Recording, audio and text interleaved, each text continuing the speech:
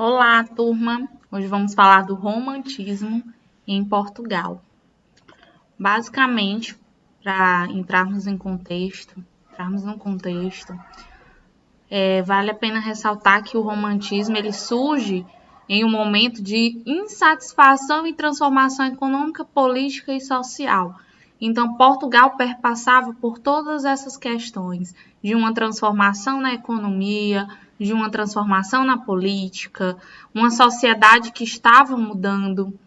Nós destacamos nesse período a Revolução Francesa, as guerras napoleônicas e as revoluções de 1830 e 1848. Podemos dizer que o contexto histórico da época, em muitos materiais vocês vão encontrar esse contexto de uma forma bem ampla, de uma forma vaga, talvez. Tudo isso vai depender do material que vocês vão pesquisar. Mas quando nós falamos do marco inicial, que é o que nos interessa bastante, quando foi que começou, quando houve essa mudança, nós lembramos, em muitos materiais vocês vão encontrar que o marco inicial foi a publicação de Camões, a obra de Almeida Garré. Mas nós temos que destacar que o romantismo pode ser considerado, pode ser datado a partir de 1836, com a obra de Alexandre Herculano. Podemos ver que a obra de Almeida Garré já mostrou uma diferença. Nós saímos do arcadismo, um período que valorizava a simplicidade, o carpe diem, fugir da cidade e todas aquelas coisas amenas e calmas, o bucolismo, e viemos para uma escola literária com várias transformações sociais, várias transformações, ideologias românticas. E aí vale a pena ressaltar que essa obra de Almeida Garré já mostrou algumas transformações. Só que em 1836 é que surgiram outras obras, né? Na época da obra de Alexandre Herculano. Então a gente tem como marco inicial do romantismo a obra de Alexandre Herculano em 1836. Dizemos que esse foi o período que o romantismo de fato começou, em 1836.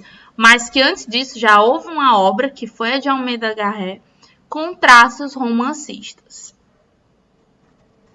Principais características. Bom, tendo em mente que o romantismo ele não surgiu assim em Portugal, não iniciou lá, surgiu na França, na Alemanha. E nós temos uma característica muito marcante, que é o byronismo, o mal do século. Nós temos é como se fosse um estilo de vida. É como se fosse aquelas pessoas que vivem na boemia, para o lado do pecado e fazendo uma série de coisas que a sociedade repreende. Então, isso é uma característica do romantismo, uma certa liberdade, vamos dizer assim. O culto ao fantástico, o egocentrismo, a religiosidade também a gente pode perceber em alguns traços.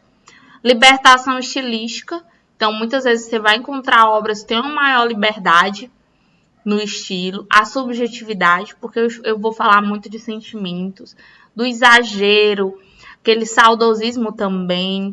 Vamos ter idealização. Em algumas obras teremos idealização, a mulher perfeita, tudo perfeito, tudo maravilhoso. Temos também obras voltadas para o patriotismo ou nacionalismo, justamente obras voltadas muito para o próprio Portugal, né? Para Portugal. Então, essas são as principais características que permeavam essa época. Dividimos em 3 gerações românticas. A primeira geração ela foi marcada por temáticas nacionalistas e ideais de liberalismo. Então, a palavra-chave para a primeira geração romântica em Portugal é o nacionalismo e liberalismo também. Temos aí vamos dizer, os pioneiros, que eram Almeida Garré e Alexandre Herculano, como principais autores ainda presos à questão dos valores neoclássicos. E ele, vamos falar, eu coloquei uma observação sobre cada um deles, como por exemplo, Almeida Garré faz reflexões sobre a sociedade e a história portuguesa. Olha aí o nacionalismo, falar muito sobre a sociedade de Portugal, a história portuguesa. Alexandre Herculano dedicou-se à produção literária com destaque para seus romances históricos. São romances históricos, ainda falamos também de nacionalismo. Então, vamos lembrar desses dois nomes, que é Almeida Garré e Alexandre Herculano, foram os pioneiros da primeira geração romântica, os pioneiros do romantismo, na verdade, e são, obviamente, aqueles que estão inseridos na primeira geração. Então, as primeiras obras que vieram, né, as fases românticas vieram desses autores, que são os principais autores, né? A segunda geração, uma geração, acho que a mais, vamos dizer, bombástica, aquela exageradona, que é alinhada ao ultrarromantismo de Byron, questão do byronismo, aquela vida boêmia, pecados, coisas mundanas, de cunho exageradamente sentimental. Então, tanto faz ser um sentimento bom quanto um sentimento ruim, eu tenho um exagero aqui. Eu exalto a minha sensibilidade, eu expresso, o trágico, o melancólico está presente nessa geração. É o exagero, o pessimismo, a idealização amorosa e até a morbidez está presente nessa segunda geração. Então, muitas coisas que a sociedade até hoje abomina e naquela época, com certeza, está presente nessa segunda geração. Eram obras, assim, bem loucas. E temos como principal autor, lembrando, a gente tem sim obras bem exageradas e temos também obras exageradas no sentimento amoroso. É muito sofrimento, é uma tragédia e não tem final feliz. Não pense que é porque são obras românticas que a gente sempre vai ter um finalzinho feliz. Um amor permitido, um amor maravilhoso. Tem a idealização feminina, sim, dentro do contexto em geral, das características em geral, mas não é sempre assim. Temos aqui o nosso principal autor, que é o Camilo Castelo Branco. Quem nunca ouviu falar do seu romance Amor de Perdição? É um romance passional que termina em tragédia. É muito associado a Romeu e Julieta, né? Que é basicamente uma família, rivalidade, e acaba não muito bem. Então, nós temos esse autor fenomenal, que é o Camilo Castelo Branco, que fez essa obra também inesquecível, que é Amor de Perdição. E ele é um dos representantes dessa segunda geração, um nome ímpar que a gente precisa lembrar. E vamos agora relembrar que na primeira geração a palavra-chave é nacionalismo e liberdade, ideais liberais. Na segunda geração, byronismo, exagero, pessimismo, mórbido, tudo isso a gente precisa associar. É só lembrar do byronismo, do ultrarromantismo. Sabe aquele romantismo exagerado? Então, pronto. Tudo aquilo que está dentro desse exagero, todos aqueles sentimentos exacerbados, estão inseridos nessa segunda geração do romantismo. E aí, meus caros, nós chegamos na terceira geração, onde a gente abandona esse ultrarromantismo, esse exagero, essa idealização amorosa e a gente antecipa os finais do realismo. Olha, quando nós chegarmos no realismo, a mudança é drástica. Claro que nós ainda vamos estudar o romantismo brasileiro, não agora. A gente para por aqui. É aqui que a gente termina os nossos ensinos desse ano.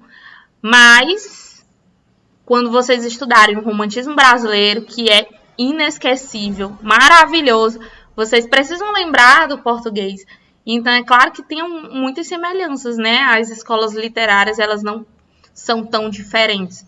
O que muda são os autores, algumas coisas diferenciadas, como a gente tem também a nossa fase mais indianista.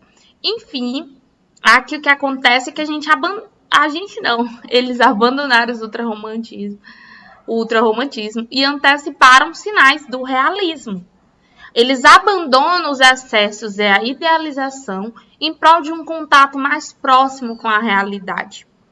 Então, aqui eles tentam se aproximar muito da realidade.